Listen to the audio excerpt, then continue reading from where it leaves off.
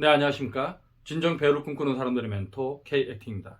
오늘은 여러분들과 함께 연기를 처음에 잘못 배우면 고치는 게 더 어렵다. 그러니까 연기를 처음에 배울 때 신중하게 잘 배워야 된다. 이런 내용에 대해서 살펴보는 시간들을 갖도록 하겠습니다. 처음에 연기를 잘못 배우면 안 된다. 잘못된 습관이 생기면 고치는 게 더 어렵다. 이런 얘기를 했던 게 아마 제가 처음이 아닐까? 그런 생각이 드는데 요즘은 그런 얘기를 쓰는 데가 좀 많은 것 같아요. 이제 블로그에도 보면 그런 게 좀 많이 있고 연기학원들이 홍보를 할 때 이제 그런 얘기들을 많이 쓰고 있는데 아마도 제가 화술과 연기라는 책을 쓸 때 제가 예고나 아니면 대학에서 강의할 때 이런 얘기들을 좀 아마도 처음 했었던 사람이라고 생각을 하는데 이유는 뭐냐면 저는 13살 때부터 연기를 배웠었다고 얘기를 했죠. 13살 때부터 중학교 3학년 초반 정도까지 연기학원에 다니면서 연기를 배웠었는데 그때는 제가 타고나서 연기를 되게 잘하는 편이었어요. 잘한다고 선생님들이 칭찬도 했고 그래서 이제 방송에도 간혹 나가기도 하고 이랬었는데 이 연기학원을 그만두고 학교 연극반에서 고등학교 2학년 때 이제 주인공을 해갖고 용감한 사형서라는 작품에서 제임스 다이크라는 역할을 맡아갖고 연기하기도 했었는데 그때 제가 제 연기에 대해서 약간 충격을 받았었거든요. 관객들 여중생 여고생들이 이제 와서 공연을 보고 많이 울고 갔는데 근데 제 친구가 전해주는 얘기가 그 관객들이 연극을 되게 잘 봤다고 하면서 저 주인공 했던 배우 혀가 짧아요? 이런 식의 얘기를 했다는 거예요. 그래서 그 당시에는 그 문제의 심각성을 모르고 내가 너무 긴장을 해서 입안이 침이 바짝바짝 말라서 발음이 좀 이제 안 좋게 들렸는가 보구나 이렇게 생각하고 말았는데 대학 연극영화과를 진학하고 나서 그 문제를 똑같이 들은 거예요. 너 혀가 짧니?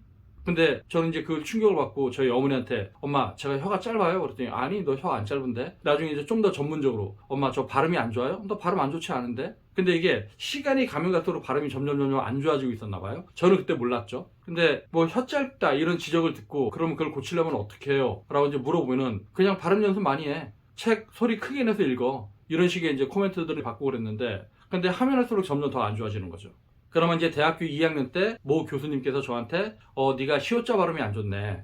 시옷자 발음이 어떻게 안 좋은 거죠? 저는 그 당시에 시옷자 발음이 안 좋다고 지적을 받는 것만으로도 너무 감지덕지 했었거든요. 뭐냐면 제가 혀가 짧은 게 아니라 특정 발음이 안 좋은 거니까 그건 이제 극복을 하면 되는 거니까 혀가 짧으면 배우를 때려쳐야죠. 혀가 짧은데 그건 구조적인 문제잖아요. 근데 특정 발음이 안 좋은 거라고 한다면 제가 연습해서 고치면 되니까.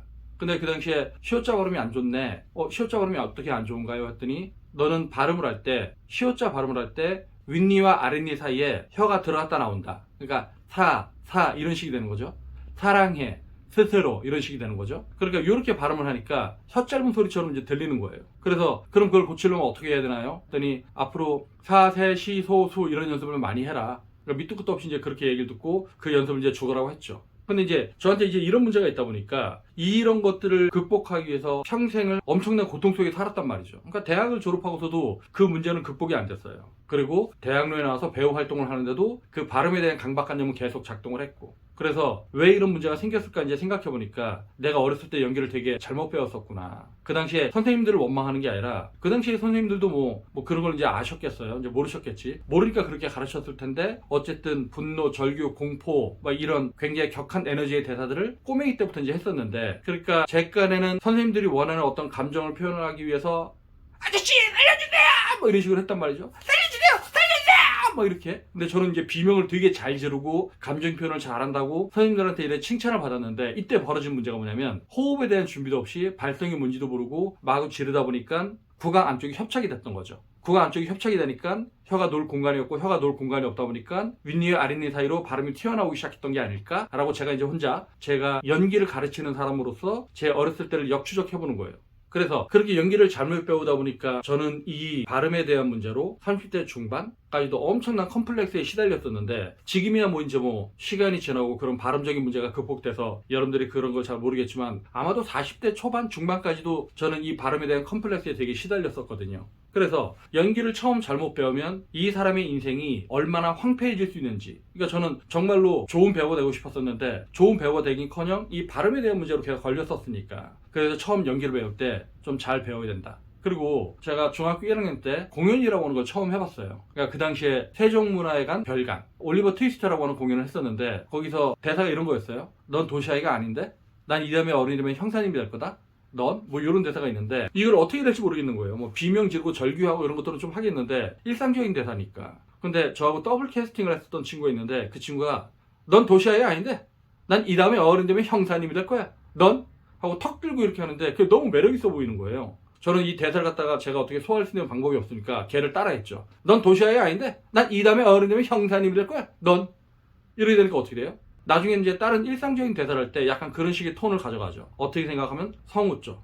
담배 한 대 태시겠어요? 그러면 천만에요. 괜찮습니다. 뭐 이런 식. 이런 식의 이제 연기를 하면서 대학을 갔고, 대학에서도 이제 그런 식으로 연기를 하고 그랬었는데, 대학로에 나왔더니, 야, 너희 학교에서는 화술 이런 거 안 가르쳐? 대사를 왜 그렇게 해? 뭐 이런 식으로 한단 말이죠. 그래서 저는 제 문제를 계속 자각을 하면서, 객관적으로 인식을 하면서, 뭐가 문제일까? 아, 내가 이상한 대사 쪼를 가지고 있구나. 근데 이제 이 대사 쪼가 생긴 것도 사실 대학에서 뭐 셰익스피어극이나 번역극 이런 걸 많이 하다 보니까 이제 발생했던 문제인데, 이것들을 극복하기 위해서 저는 평생을 고통받고 번뇌하고 연습하고 그래도 안 돼서 너무너무 괴로워하고 좌절하고 이랬단 말이죠. 그러니까 결국 그러한 시간들이 저로 하여금 배우를 위한 화술과 연결한 책을 쓰게끔 하는 계기가 돼서 한편으로 고맙긴 한데, 그리고 제가 발음이라고 하는 부분에 대한 이제 컴플렉스 때문에 남들보다 연습을 되게 많이 해서 그것 때문에 연기가 되게 좋아졌던 건 이제 좋긴 하지만, 만약에 그게 없었다라고 한다면 얼마나 좀 더 좋았을까? 그나마 좀 더 행복하게 연기를 할 수 있었을까? 뭐 이런 생각을 한단 말이죠. 그래서 연기를 처음에 배울 때 굉장히 잘 배워야 되고, 기본기부터 배워야 되고,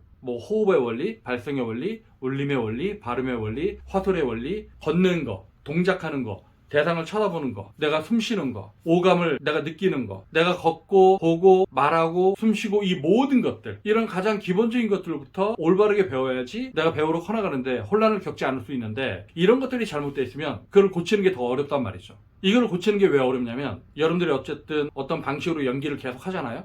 그럼 이게 습관이 되는 거예요. 습관이라고 하는 건 뭐냐면 근육의 사용 방식이라고 하는 거거든요. 즉 3살 버릇 80까지 간다. 나도 모르게 누군가로부터 소매치기를 한다. 이게 내가 그러려는 의지가 없어도 나도 모르게 손이 가요. 그게 습관이죠. 저는 그래서 이제 이 습관을 근육의 사용 방식이다. 그럼 내가 이 잘못된 습관을 고치려면 어떻게 해야 된다? 이 근육의 사용 방식을 새롭게 프로그래밍 해야 된다. 근데 대부분 연기를 잘못 배운 친구들의 문제는 뭐냐면 연기를 쉽게 접근해 온 거거든요. 그러니까 연기에 대해서 좀 진중하고 깊이 있게 고민하지 않고 연기를 날로 먹으려고 했던 어떤 습관들 때문에 연기를 쉽게 접근했단 말이죠. 그러다 보니까 굉장히 얄팍한데 자기도 모르게 그렇게 쓰는 습관들이 있어요. 뭐 깔딱 숨을 쉰다든가, 대사 끝나자마자 숨을 쉰다든가, 자기도 모르게 대사를 띄운다든가, 소리를 띄운다든가, 감정이 뭔지도 모르고 감정을 표현한답시고 뭐 이렇게 쥐어짠다든가. 그러니까 제가 대학에서 수업을 할 때 호흡과 발성, 화술, 아니면 연극 제작 이런 걸 하다 보면은 그 친구들이 가지고 있는 이상한 습관들이 있거든요. 근데 저거를 고쳐야지 좀 자연스럽게 연기를 하는데 저거를 고치기가 너무 어려워요. 어떤 친구들은 아예 심한 성대 결절이 와서 대학에 들어온 친구도 있거든요. 그러면 성대 결절 걸린 친구는 뭐 성대 결절에 대한 수술을 한다고 고쳐지는 게 아니에요. 그 친구가 숨을 쉬고 소리를 내는 방식, 그 친구의 성격, 그 친구의 어떤 굉장히 급한 성격, 뭐 숨도 쉬지 않고 말하고 막 이러니까 일단 그런 것들을 고쳐야 되는데, 이 친구들은 그렇게 되면은 좀 연기가 좋아지는데 오래 걸릴 것 같으니까 계속 조바심 나는 마음으로 계속 그 상태로 가는 거예요. 계속 그 상태로 가다 보면 어떻게 돼요? 결국 이제 막다른 골목에 도달해서 연기를 이제 접어야 되는 순간들이 오게 되는 거죠.